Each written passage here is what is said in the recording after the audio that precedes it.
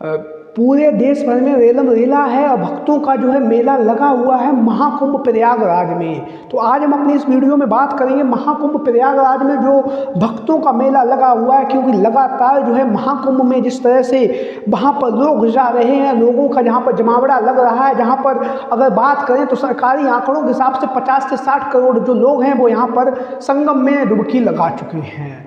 जहाँ पर 50 से 60 हज़ार संगम में डुबकी लगा चुके हों, वहाँ पर 1000-2000 घटनाएं ना घटित हुई हों, तो ऐसा कैसे हो सकता है।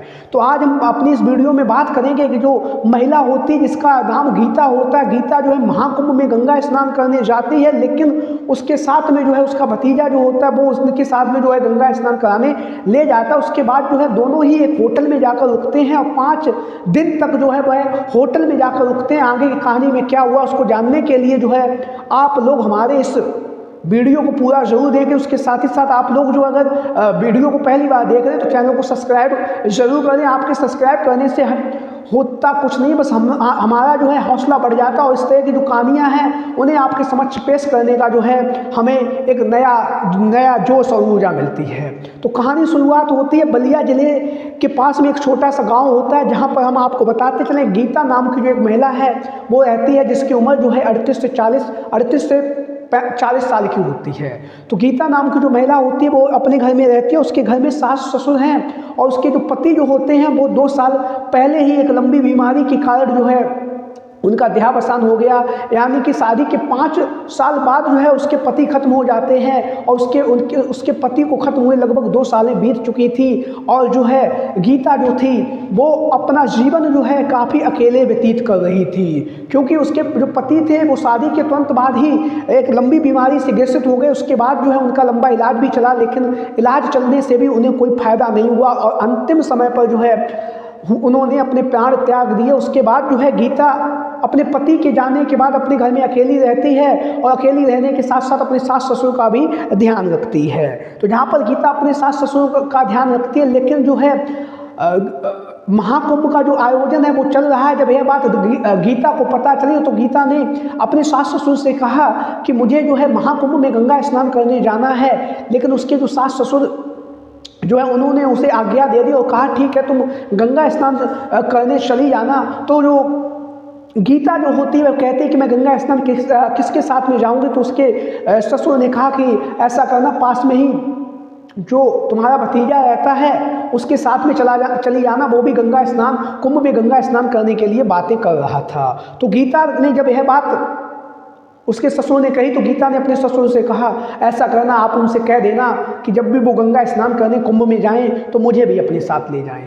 तो जो वो युवक होता है जिसकी उम्र 18 से 20 साल रहती है, वो पहले से ही अपनी जो उसकी जो चाची होती है चाची के साथ चाची पर पहले से ही जो है गंदी निगाह रखता है, क्योंकि उसकी चाची जो थी, जो गीता नाम की जो महिला थी, जो उसकी चाची लगती थी, वो बेहद ही खूबसूरत थी और बेहद ही खूबसूरत होने के साथ साथ जो वो युवक था वह जो है गीता पर जो है पहले से ही अपनी निगाहें बनाए हुए था। तो गीता के जो ससुर हैं उसे एक दिन अपने घर में बुलाते हैं और उससे कहते हैं कि ऐसा करना, जिसका नाम जो है सुमित होता है, कि सुमित को बुलाते हैं कि सुमित यहाँ आओ। तो सुमित वहाँ जाता है तो सुमित से उसके ससुर जो है वो कहते हैं कि कुंभ तुम गंगा स्नान करने की कह रहे थे, तो कब तुम गंगा स्नान करने जाओगे। तो सुमित कहता है कि मैं आज से 2 दिन बाद जो है गंगा स्नान करने जाऊँगा।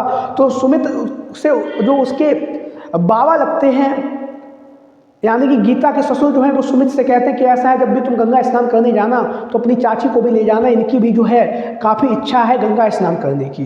तो सुमित कहता है कि ठीक है बाबा, 2 दिन के बाद जो है मैं आप चाची को तैयार रखना, मैं उन्हें अपने साथ में कुंभ में गंगा स्नान कराने ले जाऊँगा। तो जब 2 दिन का समय बीता और वो दिन आया जब गीता को उसके साथ में जो है कुंभ में गंगा स्नान करने जाना होता है। तो जब समय आया तो सुमित जो है घर में आया। सुमित ने जो है गीता से कहा कि चाची चलो गंगा स्नान चलते हैं, आप तैयारी कर लो। तो जो गीता जो है वो तैयार हो जाती है, अपनी तैयारी पूरी कर लेती है। उसके साथ ही में जो है उसके पास में कुछ पैसे होते हैं 2 से 3 हज़ार रुपये, वो भी भाई अपने पॉकेट में रख लेती है और फिर जो है सुमित के साथ में जो है गंगा स्नान करने के लिए वह चल देती है। गाँव से थोड़ी दूर पर ही रेलवे स्टेशन था। उस रेलवे स्टेशन से जो है दोनों ही महाकुंभ प्रयागराज की टिकट लेते हैं और महाकुंभ प्रयागराज की टिकट लेने के बाद जो है गीता और उसका जो भतीजा होता है सुमित, दोनों जो है प्रयागराज जंक्शन पे पहुंच जाते हैं। उसके बाद जो है वहाँ पर पहुँचते पहुँचते जो है शाम हो गई थी, क्योंकि सफ़र लंबा था और सफ़र लंबा होने की वजह से दोनों ही काफ़ी ज़्यादा थक भी गए थे। तो सुमित जो है वो गीता से कहता है कि चाची ऐसा करो, हम लोग गंगा स्नान जो है वो कल करेंगे, क्योंकि आज जो है देर रात्रि हो चुकी है। यहीं पास में एक होटल है, उस होटल में हम लोग कमरा ले लेते हैं और दूसरे दिन जो है हम लोग गंगा स्नान करने चलेंगे। तो जो गीता है वो भी राजी हो जाती है। वो कहती चलो ठीक है, हम लोग काफ़ी थक भी गए हैं तो ऐसा करेंगे, यहीं पे जो है आराम करेंगे रात भर, और जो सुबह जो है हम गंगा स्नान करके घर को वापस चलेंगे।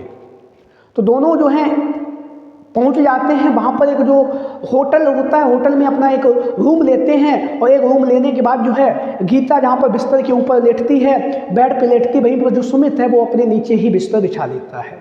जब सुमित नीचे बिस्तर बिछा लेता है तो गीता जब बेड पर सो रही होती है तो जो है सुमित उसे बड़ी बड़ी गहरी निगाहों से जो है गीता की तरफ देखता है। और गीता की तरफ देखने के बाद जो है, क्योंकि गीता जो थी काफ़ी ज़्यादा थक चुकी थी और थकने के बाद जो है वह थोड़ा सोने भी लगी थी, तभी जो है सुमित जो है ऊपर उठता है और बेड पे जाकर जो है गीता के बालों को सहलाने लगता है।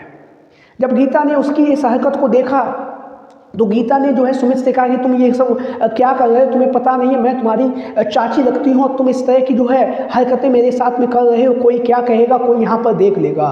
तो सुमित जो है वो गीता से कहता है कि यहाँ पर कौन है जो हमें देखेगा, कौन है जो हमारी बातें सुनेगा, हमें तुम बहुत ही पसंद थी और बहुत समय से जो है हम तुम्हें पसंद भी करते हैं, और बहुत समय भी हो गया, चाचा जी भी अब इस दुनिया में नहीं रहे हैं। लेकिन जो है इतना कहते ही सुमित जो है उसके जो पर्सनल जो पार्ट्स होते हैं, वक्षस्थल होते हैं, वहाँ पर अपना हाथ रख देता है। उसके बाद जो है धीरे धीरे जो है गीता भी अब उसका जो है सपोर्ट करने लगी, और सपोर्ट करने के बाद दोनों जो है एक दूसरे के साथ में पूरी रात जो है उन्होंने होटल में रुके। उसके बाद उन्होंने आपसी संबंध जो है रजामंदी के साथ बनाए। हालांकि हम आपको बताते चलें, गीता ने जब सुमित के साथ में संबंध बनाए तब उसने जो है शादी की अपनी मांग जो है वो भी रखी थी कि मैं संबंध तभी बनाऊंगी जब तुम मुझसे शादी करोगी। तो सुमित भी कह देता कि हाँ मैं तुमसे शादी करूँगा। उसके बाद जो है सुमित पूरी रात जो है उसके साथ में संबंध बनाता। उसके बाद दूसरे दिन सुबह होती है, और दूसरे दिन सुबह जब गीता कहती है कि चलो गंगा स्नान करके घर वापस चलें, लेकिन जो है सुमित जो है वो नहीं मानता है।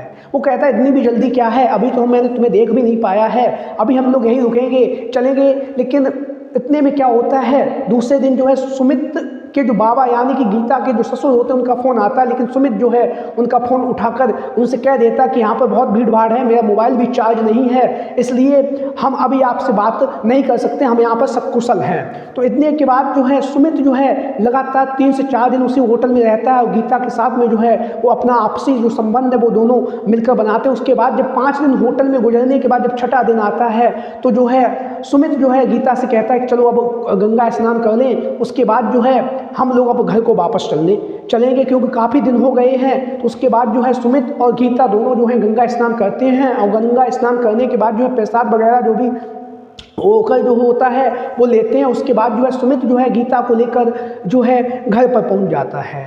जब सुमित गीता को लेकर घर पर पहुंचता है तो उसके ससुर ने जो है गीता से पूछा इतने दिन कहाँ लग गए, सुमित से भी पूछा इतने दिन कहाँ लग गए। तो सुमित जो कहता वहाँ पर भीड़ भाड़ बहुत थी, जाम बहुत था, इसलिए हमें जो है इतना दिन लग गया। लेकिन जो वो बुजुर्ग जो होते हैं, जो उसके बाबा होते हैं, वो सब समझ जाते हैं कि तुमने 5 दिन में बाहर रह के कुछ ना कुछ जरूर गुल खिलाया है। अब वो जब समझ जाते हैं और जब गीता से भी पूछते हैं कि क्या तुमने वहाँ पर कोई भी ऐसी हरकत की है जिसकी वजह से जो है तुम्हें मुझे बताने में शर्म आ रही हो, तो गीता जो है वो कह देती कि हम दोनों ने वहाँ पर 5 दिन जो रुके, उसके बाद जो है हम दोनों ने अपने आपस में संबंध भी बनाए हैं, और मैं जो है अब सुमित के साथ में ही शादी करना चाहती हूँ। उसके बाद जो है सुमित जो होता है वो भी उसकी रजामंदी दे देता है। वो सुमित कहता कि मैं जो ये चाची है मैं इनके साथ में ही शादी करना चाहता हूँ। उसके बाद जो है उसके सास ससुर जो हैं गांव के लोगों को बुलाते हैं, और गांव के लोगों को बुलाने के बाद जो है आपसी रजामंदी और आपसी सलाह मशवरा करते हैं। उसके बाद जो है दोनों की जो है शादी कर दी जाती है, और दोनों जो है बहुत ही खुशहाल जीवन व्यतीत करने लगे। तो आप लोगों को ये कहानी सुनाने का मतलब और हमारा उद्देश्य सिर्फ यही है, समाज में आप लोगों को जागरूक करना कि समाज में किस तरह की जो घटनाएं हैं वो घटनाएं हो रही हैं, वहीं पर हम आप लोगों को बताते चलें। आप लोग जहां कहीं से भी अगर आप लोग हमारी इस वीडियो को देख रहे हैं तो अपना नाम और अपने ज़िले का नाम कमेंट बॉक्स में जरूर बताएं, जिससे कि हमारा हौसला बढ़ सके और अगली वीडियो में जो है हम आपके नाम को बता सकें, आपके नाम को जो है वीडियो में ले सकें। तो आज की वीडियो में इतना ही, मिलते हैं फिर एक नई वीडियो के साथ। जय हिंद, जय भारत।